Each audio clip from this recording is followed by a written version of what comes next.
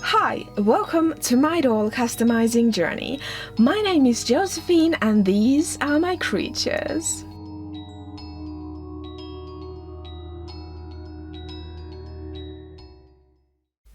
As the thumbnail says, today I will be sharing with you the creation of my cyborg doll. This doll was part of a swap that fell through, but more on that later. My first male doll repaint was not Foxy, it was actually this doll, and at the time this Slo Mo doll was the only male doll I had, and I was really set on creating a male cyborg. I would have preferred a Jackson Jekyll doll. I prepped him the same way as I always do. The only extra step is removing the flocking on his head. So what I did is I soaked a cotton round in acetone and then wrapped it with tinfoil to his head. After a couple of minutes, I can just scrape the flocking off.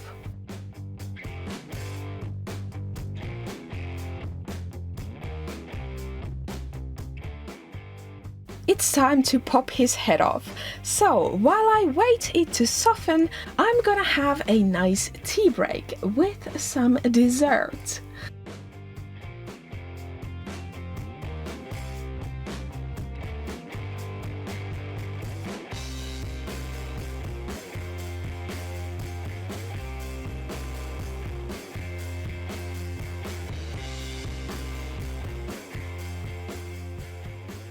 Pull gently on the head to remove it from the body. I remove the rest of his hair through the neck opening. I love the head shrinking technique, so I'm doing it again. I use the fast shrink method of 100% acetone, 2-hour soaking time, 24-hour drying time. Use a container that has a tight lid on it and stuff the head with paper before you leave it to dry. If the head has not shrunken enough, repeat the steps. Always use fresh solution because this is a chemical process and you don't want any variables in it. You can store the used acetone in a different container and you can still use it to take off factory paint as usual. For his hair, I'm gonna use this leftover midnight black saran from my FNAF puppet custom. I ended up only doing the hairline because a full reroute would have bulked up the hair too much for his tiny head. Because I shrink the head, the plugs are really tightly secured, so I ended up doing a boil wash before I added glue, just for good measure.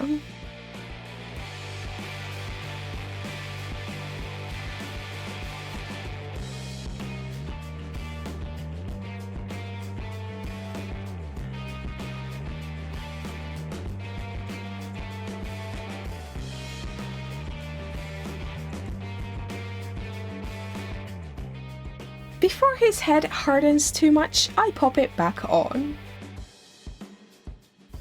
I want my cyborg to feel like a tough and serious guy, and Slo Mo's one-sided smile and exaggerated jaw is not giving me those vibes, so they got to go.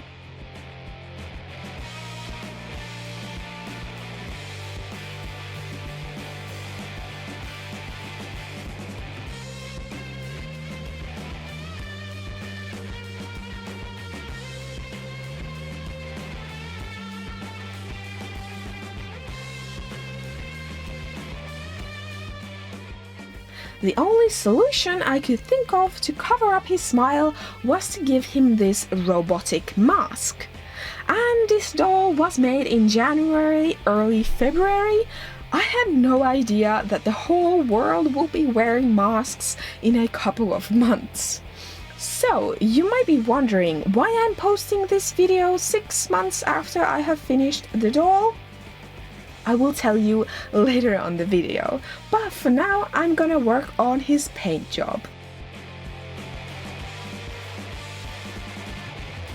I wanted my cyborg to have those Terminator vibes, where on the outside they look like a regular human, but you have like hints that something is not quite right. I paint his mask black and I add the black to his cyborg seams. I will be adding a wire later to mimic circuits and other robotic stuff. I have no idea what kind of parts robots consist out of. This was also at the time I cut myself, so that is why on some of the clips you can see me wearing a bandage on my finger. It was more annoying than painful because I had to take it easy for a week and not get the dressing wet and clean it every day. I sprayed him completely with Ms.SuperClear to prep the surface for my pencils and pastels.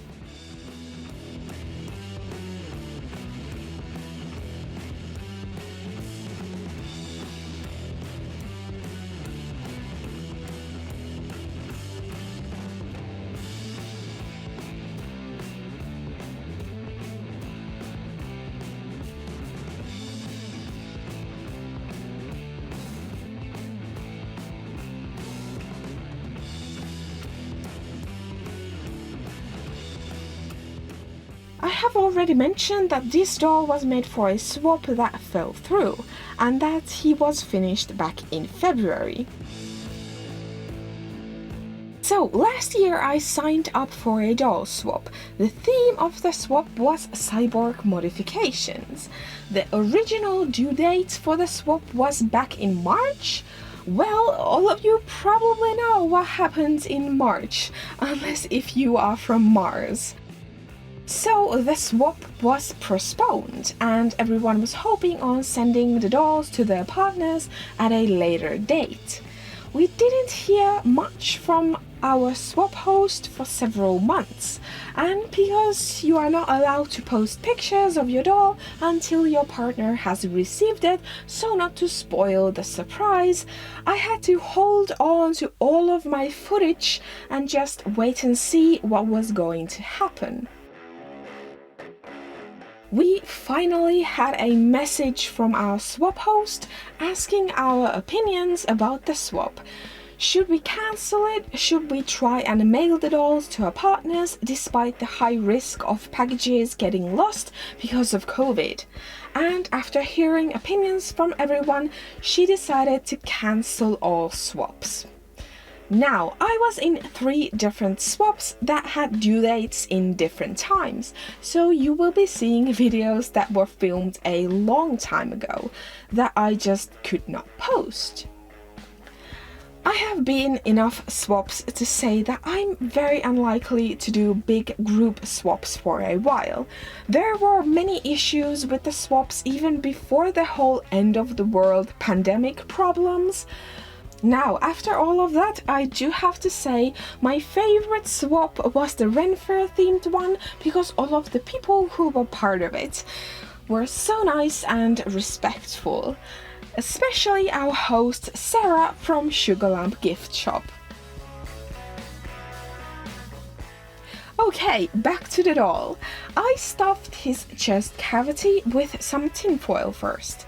Then I layer blue glass beads and wire for that exposed look. I secured everything with 2-part epoxy glue.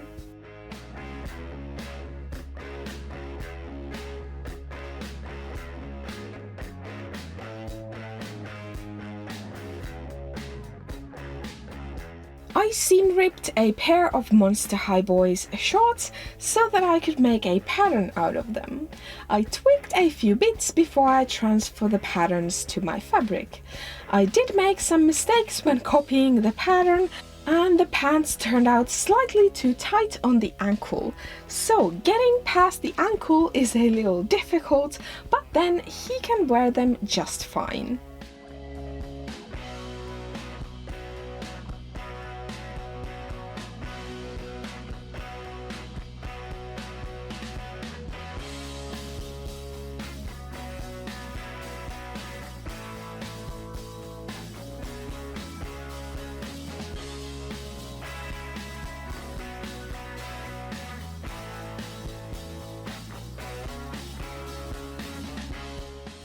For his top, I decided not to use my kitchen wrap and tape method because he was already fully painted and I was worried of damaging the surface.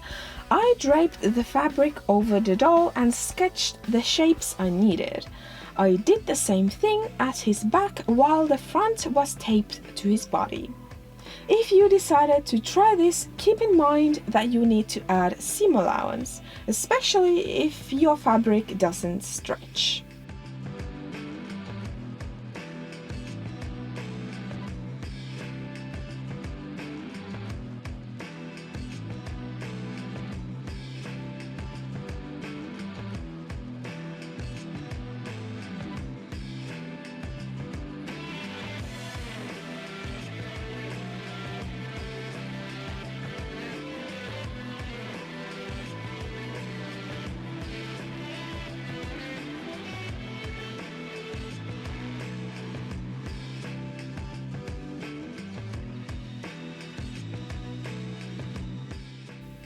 I want to add more drama to his silhouette, so I'm adding this vest cape hybrid. The vest part is just a rectangular piece hemmed and 2 armholes cut into it. It drapes nicely because it is a thinner fabric. The hood was inspired by Jedi's robes. I wanted it to fold over his shoulders and look very dramatic, so I made it oversized.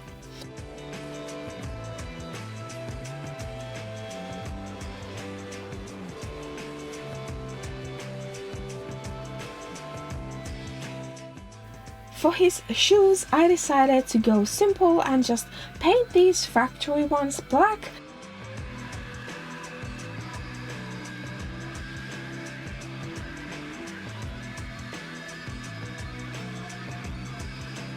I added nail polish to them to protect the paint and make them shiny.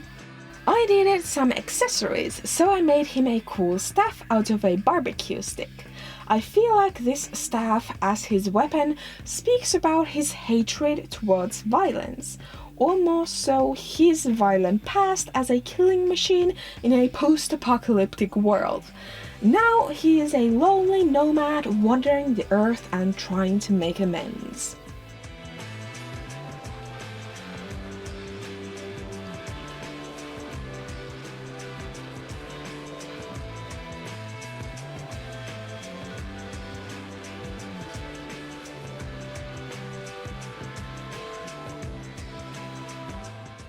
I also accessorized him with rings and leather bracelets and a chain choker that looks so cool. I love how chunky it is. I think I have shared this with you guys before, but I bought a new matte liquid sealant, thinking it will be great at protecting the acrylic paint from chipping and cracking, but it seems that the sealant is just peeling off at places that get a lot of rubbing, like his feet and arms. So, just a warning, don't buy or be very skeptical of Panduro's Ocean Lac varnish. Maybe I'm using it wrong, but every time I try it, this happens, so I don't think so.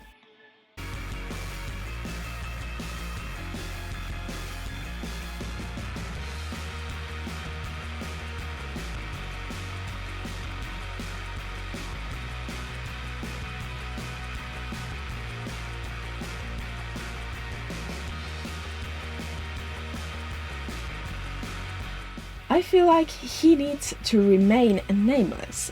Why I think this? Well, to me it feels like he was fully human at some point and then over time got more and more of his body replaced by machinery. And so in the process lost a part of his humanity, including his name. Tell me in the comments what do you think of this idea, or am I just lazy when it comes to naming him?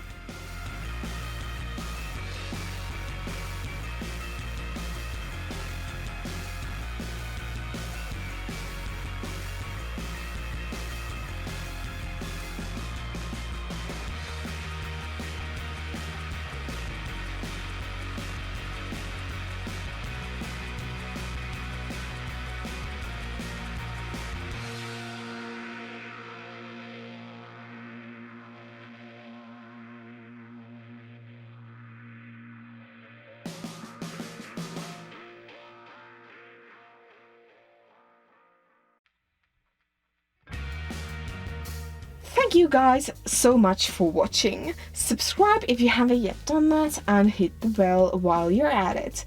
Like this video and leave a comment. I would love to know what you think of my cybernetically modified doll. Until next time, bye!